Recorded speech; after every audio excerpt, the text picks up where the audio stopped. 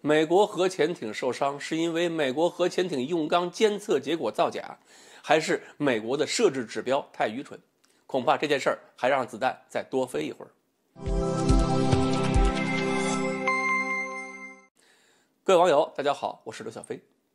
昨天呢，看到一个消息，今天是全网爆炒啊！这件事儿弄不好又是美国海军一个丑闻。在华盛顿呢，有一个叫布兰肯的公司，公司下边有一个铸造厂，这个厂子一直给美国海军提供潜艇用的铸造钢结构构件。但是从1985年到2017年期间，有先后240批次的钢件在出厂前测试的时候，那个测试结果其实是不符合美军标准的。但是公司实验室的主管人员叫做伊莱恩·玛丽·托马斯，这位女士大笔一挥，修改了某些测试数据，然后这批钢材就算是合格了。现在美国海军还有40艘现役潜艇上用的就是这些钢构件。其实呢，2017年的时候，这个事情就已经被发现了，只不过这个案子审到现在，算是有了一个结果。11月9号，根据美联社的消息称，托马斯承认自己犯有欺诈罪，是通过修改测试数据骗美军向厂子付了钱。所以呢，公司要进行赔偿，而托马斯这个总监虽然退休了，也要被罚款，罚了100万美元，还要被监禁10年，67岁进去，77岁才能出来。所以呢，现在很多这个人呢是恍然大悟，网上出现了很多文章，说这个美国核潜艇或有灭顶之灾，质量黑心钢瞒天过海几十年。还有人写呢，说是美国找到了核潜艇不经撞的原因，大家纷纷表示真相只有一个，康涅狄格号就是这个家伙害的。这个托马斯造假挨罚呢，处罚他没有任何毛病，但是事情就真这么简单吗？那么我们再看一看这个托马斯的话，他说被修改数据的那个指标呢，是为了检测钢材在零下100华氏度，也就是零下73度的时候那个韧性。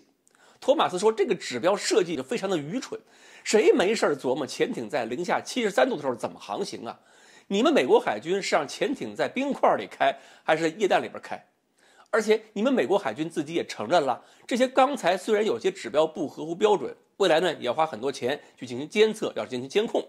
但是美国海军自己也说了，这批钢材对潜艇的安全性目前看来是没有影响的。至于说康涅狄格号那种操作失误撞山情况，钢再好也是一样。所以他辩护说自己决定改一改数据，并不是为了私人利益，而且也不会影响潜艇的安全和性能。所以我一开始呢也觉得这个美国海军定指标是不是有点莫名其妙？零下73度有什么意义？而且呢，一个不合理指标还用了几十年，这是不是意味着美国海军要么一直为不必要的性能增加额外成本，要么就是几十年一直在用不达标的货，而其实没有什么关系？指标如果这么不合理，那是不是等于说美国海军管理部门平时都在拍脑袋？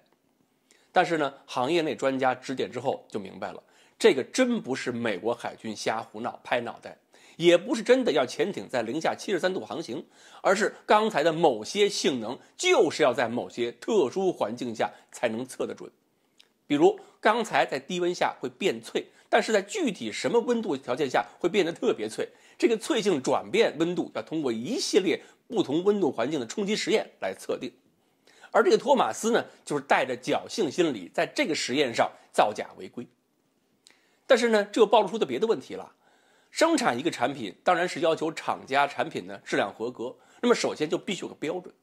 布兰肯公司还有托马斯这些人，他们的任务呢就是按照标准去施工。至于说制定钢结构指标或者修改指标，那是海军管理部门的事情。而且对厂家的产品进行检验，按说不仅仅是厂家自己要干，也是海军管理部门的职责之一。厂家没有根据要求，没有根据合同去生产，而且还造了假，挨罚绝对是活该。但是这么多年下来，产品质量没有管好，海军的相关部门到底是没有监管职责，还是有了监管职责，执行根本就不到位，放任厂家在胡折腾？如果真是在放任厂家折腾，那也是美国海军的丑闻呐。另外呢，还有个事儿要考虑，这么考虑呢，有点像阴谋论了。整件事情经过了几十年才被发现，中间难道就什么人都没有察觉吗？如果处罚这个公司，处罚了托马斯，仅仅是给公众一个交代，是引人耳目，那种阴谋故事如果在美国拍成影视作品，恐怕还有很多人会相信吧。最后呢，我们可以给美国海军出个主意，以后不管是布兰肯这样的公司，还是公司里边下属的工厂，美国海军如果信得过自己的人，干脆在每个厂里边多设几个军代表。好，关于美国这次铸造厂造假事件，今天呢我们就聊到这里，欢迎大家继续关注我们的栏目，我们下期再聊。